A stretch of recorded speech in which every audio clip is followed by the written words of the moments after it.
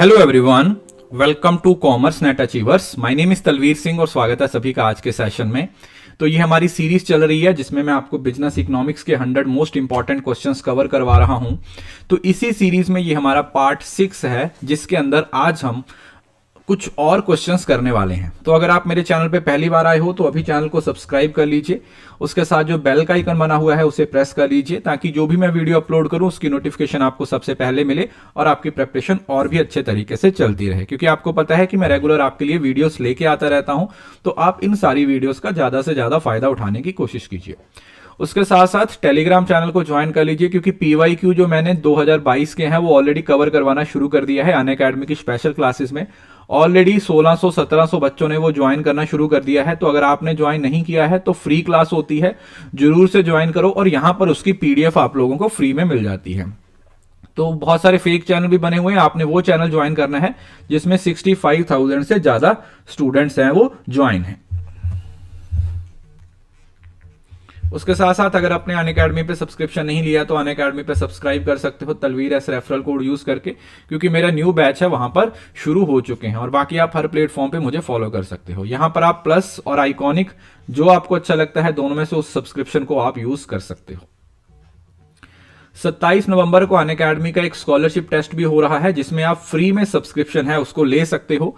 तो be sure कि आप इसको भी जरूर से एनरोल कर लीजिए और इस स्कॉलरशिप टेस्ट का आप ज्यादा से ज्यादा फायदा उठाने की कोशिश कीजिए, क्योंकि टॉप 500 स्टूडेंट्स को यहां पर अवार्ड्स हैं जो रिवॉर्ड्स वगैरह हैं वो मिलने वाले हैं। तो चलिए पहला क्वेश्चन देखते हैं आज की हमारी क्लास का। एक रूल के बारे में पूछा गया है। कौन सा रूल ये बोलता है कि if the price of one factor rise while the other factor price remain fixed, the firm will profit from substituting more of the other input for the more expensive factor। कि मतलब substitute करने की बात की जा रही है कि अगर एक फैक्टर का प्राइस है उसको बढ़ाया जाए, बाकियों को फिक्स रखा जाए, तो उसको सब्सिट्यूट करके या उसको दूसरे इनपुट के साथ जो एक्सपेंसिव इनपुट है उनके साथ सब्सिट्यूट करके ज्यादा बेनिफिट है वो लिया जा सकता है। तो इसके अंदर अगर आप ध्यान से देखते हो तो एक बेसिक लॉ है जिसको हम बोलते हैं सब्सिट्यूशन लॉ। सब्सिट्यूशन लॉ का मतलब ही ये हुआ कि आप सब्सिट्यूट करते हो। अगर आपको पता है कि इनपुट है वो उसको आप रिप्लेस कर सकते हो दूसरे के साथ, जिससे आपको बेनिफिट है वो बढ़ना शुरू हो जाता है, ज्यादा बेनिफिट मिलना शुरू हो जाता है। तो उस केस में हम इस फैक्टर प्राइसिंग की अप्रोच को, जिसको आप सब्सिट्यूशन रूल बोल देते हो, इसका हम इस्तेमाल कर लेते हैं। We use this substitution rule. ठीक है, तो ये सिंपल है, आपको उम्मीद है ये समझ आ गया होगा। ठीक है, बिल्कुल बेसिक क्वेश्चन था। The dash study how income is determined in an economy. एक इकोनॉमी के अंदर इनकम है वो किस तरीके से डिटरमाइन की जाती है। थ्योरी ऑफ इनकम डिस्ट्रीब्यूशन के बेसिस पे पता चलता है, थ्योरी ऑफ प्रोडक्शन के बेसिस पे पता चलता है, थ्योरी ऑफ डिमांड पे पता चलता है, या थ्योरी ऑफ सप्लाई पे पता चलता है। सो बात किसकी हो रही है? बात ही जब इनकम की हो रही है तो ऑब्वियसली बात है हम एक ऐसी अप्रोच को यूज करेंगे ना जो हमें इनकम के बारे में ही बताएगी। क्या करेगी? एक ऐसी अप्रोच जो हमें इनकम के बारे में ही बताने वाली है। तो यहां पर जो हमारा सही उत्तर हो जाएगा that will be theory of income distribution. तो थ्योरी ऑफ इनकम डिस्ट्रीब्यूशन क्या बताती है? ये एक इकोनॉमी में जो इनकम है उसकी डिस्ट्रीब्यूशन कैसे हुई है उसके बारे में बताती है कि जो डिस्ट्रीब्यूशन है वो सही हुआ है या अनइक्वल है, इक्वल है, कितने अपर क्लास लोग रह रहे हैं, कितने मिडिल क्लास है, जीडीपी क्या है, पर कैपिटा इनकम क्या है, ये सारी चीजों की इंफॉर्मेशन आपको यहां से मिलती है। ओके, सो नेक्स्ट है marginal revenue product represent the additional dash that a firm earn from using an additional unit. देखो मार्जिनल का तो कंसर्न आप लोगों को पता ही है किसके बारे में होता है, हमेशा एडिशनल से ही होता है। मार्जिनल का कंसर्न सिर्फ एडिशनल से ही होता है। With input held constant. तो मार्जिनल रेवेन्यू प्रोडक्ट से क्या अर्न करोगे? रेवेन्यू बढ़ाओगे, डिमांड बढ़ाओगे, रिसोर्सेज बढ़ाओगे, या फिर आउटपुट बढ़ाओगे? तो देखो लॉजिक लगाओ, बिल्कुल बेसिक डेफिनेशंस लिखी हुई हैं और पेपर में कई बार बच्चे ना इन डेफिनेशंस को ही गलत कर देते हैं। डेफिनेशन ही लिखी हुई है तो यहां पर जो हमारा सही उत्तर हो जाएगा वो रेवेन्यू ही हो जाएगा। क्या हो जाएगा भैया? रेवेन्यू ही हो जाएगा। कि रेवेन्यू के बारे में ही हम जानने की कोशिश कर रहे हैं। We are trying to get to know about the revenue, कि जो रेवेन्यू है उसको किस तरीके से एडिशनल रेवेन्यू गेन किया जा सकता है एक एडिशनल यूनिट ऑफ प्रोडक्ट को यूज करके। Next, the money collected through tax. अब ये फिस्कल से क्वेश्चन है कि जो गवर्नमेंट टैक्स कलेक्ट करती है और वो टैक्स स्पेंड किया जाता है डैश के through, that are not made in return for current goods और सर्विसेज, जो कि करंट गुड्स और सर्विसेज के लिए अवेलेबल नहीं होता। ठीक है, तो दो सिंपल सी स्टेटमेंट लिखी हुई है कि वो पैसा जो सरकार ने टैक्स के थ्रू कलेक्ट किया, पहली बात, और दूसरा फिर उसको स्पेंड करेगी but not in the return for current goods और सर्विसेज। तो इस टॉपिक को आप अकाउंट्स में भी पढ़ते हो। This is called transfer payments. इसको हम क्या नाम दे देते हैं? This is what we call it transfer payment. इसको हम ट्रांसफर पेमेंट का नाम दे देते हैं। We call it transfer payment, कि ये गवर्नमेंट की ट्रांसफर पेमेंट्स होती हैं। नेक्स्ट है the equilibrium price of input in a competitive market. किसी कॉम्पिटिटिव मार्केट में इक्विलिब्रियम प्राइस की बात हो रही है। Comes at the level where quantity supplied and demanded are. जो क्वांटिटीज सप्लाई की जा रही हैं और जो क्वांटिटीज डिमांडेड हैं, उनके बीच में कौन सा रिलेशन होता है जहां पर मार्केट में इक्विलिब्रियम एग्जिस्ट करेगा, जहां पर हमें यह नजर आएगा कि मार्केट में इक्विलिब्रियम है। अनरिलेटेड होगा, डिफरेंट होगा, इक्वल होगा या वेरी करेगा। So that simple. आपको पता है इक्विलिब्रियम का मतलब ही ये होता है चीजों का इक्वल होना। तो एक ऐसा लेवल जहां पर डिमांड और सप्लाई बराबर हो रही है, वही आप लोगों का कौन सा पॉइंट हो जाता है? इक्विलिब्रियम का पॉइंट हो जाता है। ठीक है, ये बिल्कुल बेसिक डेफिनेशन है जो आप लोगों को मालूम होनी चाहिए।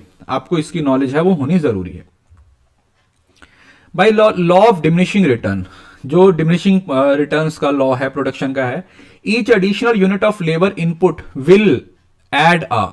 जो लॉ ऑफ डिमिनिशिंग रिटर्न है उसमें बताया जाता है ना कि आप जिस तरीके से इंक्रीज करते जाते हो तो उससे क्या फर्क पड़ता है। स्मॉलर स्लैब ऑफ आउटपुट पता है, स्मॉलर स्लैब ऑफ रिटर्न पता है, या स्लैब जो आउटपुट की लार्ज है, या अब देखो या तो स्मॉल होगा या लार्ज होगा, और दूसरा या तो रिटर्न होगा या फिर आउटपुट होगा। और इसमें तो मुझे नहीं लगता कि किसी को कोई डाउट होगा। तो ये किससे रिलेटेड है? This is related with the output. ठीक है जी, ये किससे रिलेटेड है? This is related with the output. ये है हमारे आउटपुट के साथ रिलेटेड होती है कि थोड़ा सा स्लैब है वो ऐड होता है। किसका? आउटपुट का स्लैब है वो ऐड होता है लॉ ऑफ डिमिनिशिंग रिटर्न के accordingly. Dash refers to the number of hours. Number of hours की बात हो रही है that the population desire to work in gainful activity. कितने नंबर ऑफ आवर्स हैं जो पॉपुलेशन डिजायर करती है कि हम काम करने वाले हैं, और वो भी गेनफुल एक्टिविटी में। ठीक है, जैसे वो एम्प्लॉयमेंट वाला कंसेप्ट होता है। तो इन नंबर्स को हम बोलते हैं लेबर सप्लाई। ठीक है, लेबर की बात हो रही है, सप्लाई मतलब वो अपनी सर्विसेज देने के लिए तैयार हैं, कितने आवर्स तक वो काम करने के लिए तैयार हैं, उनको अगर काम मिल रहा है और कुछ गेनफुल एक्टिविटीज में वो अपना जो मतलब अपने एफर्ट्स हैं उसको डाल रहे हैं, तो वो हमारा क्या हो जाता है? That is what we call labour supply. Labour supply उसको नाम दिया जाता है। थर्ड क्वेश्चन है which of the following is not reason for difference in wages across industries. अब आपको पता है इंडस्ट्री में वेजेस हैं वो अलग अलग होती हैं, कहीं पे ज्यादा हैं कहीं पर कम हैं। तो इसमें से कौन सा इसका रीजन नहीं है? Difference in work place, difference in job compensating wage differentials, difference in people labour quality, या फिर difference in the rents of unique individuals. तो याद रखिएगा वर्क प्लेस का कोई भी इफेक्ट या कोई भी रीजन नहीं होता जिसके बेसिस पे आप जो वेजेस है उसको डिफरेंशिएट करते हो। ठीक है जी, आप वेजेस को इसके बेसिस पे डिफरेंशिएट नहीं करते हो। तो याद रखिए work place is out of the context option है।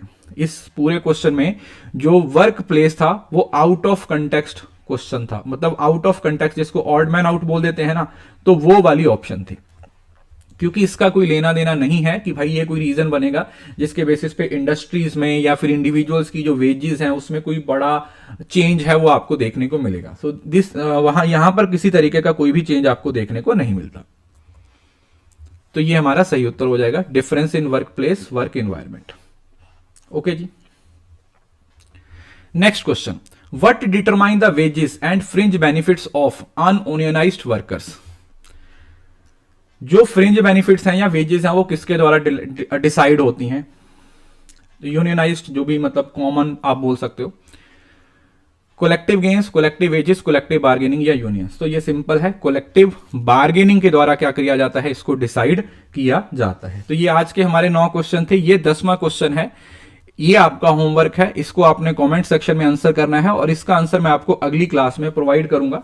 शुरुआत में हम इसको डिस्कस करेंगे। इसकी क्लास की पीडीएफ आपको टेलीग्राम पे मिल जाएगी और इस टाइम पे मैं अनअकैडमी पे धमाधम फ्री वाली क्लासेस हैं वो ले रहा हूं। बहुत सारे बच्चे उनका एडवांटेज ले रहे हैं। अगर आप भी उनका एडवांटेज लेना चाहते हो तो अनअकैडमी पे मुझे फॉलो करके उन क्लासेस को एनरोल कर लीजिए। तो इस आंसर को अपने कमेंट सेक्शन में लिखिए। सेशन अच्छा लगा है तो प्लीज लाइक जरूर कीजिए, वीडियो को फीडबैक है वो अपनी जरूर से दिया करो, मुझे अनअकैडमी पे फॉलो कीजिए और हाँ, इस वीडियो को शेयर करना ना भूलें बिकॉज शेयरिंग इज